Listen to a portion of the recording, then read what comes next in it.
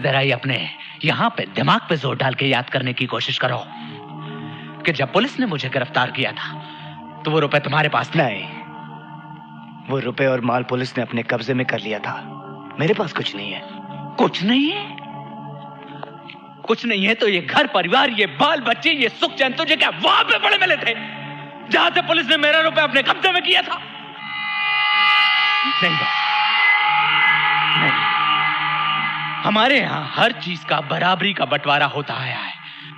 तूने अपनी किस्मत बुलंद करने के लिए हम सबके साथ धोखा किया। बस इसके बाद अगर एक लफ्ज भी अपने मुंह से निकाला तो तुम मेरा वो रूप देखोगे जो मैं हमेशा के लिए भूल गया।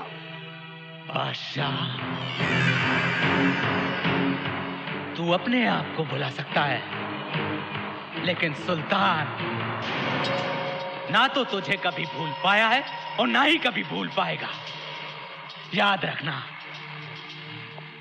सुल्तान वो बारूद है जिसे मेरी एक छोटी सी चिंगारी जलाकर तेरे खुशियों भरे खलियान को राख कर दे।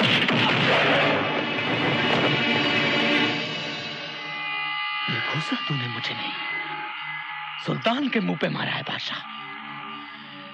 अब या तो सुल्तान यहां कर इसका हिसाब लेगा या तुझे वहां जाकर इसका जवाब देना होगा। इसका फैसला मैं तुझ पे छोड़ूंगा।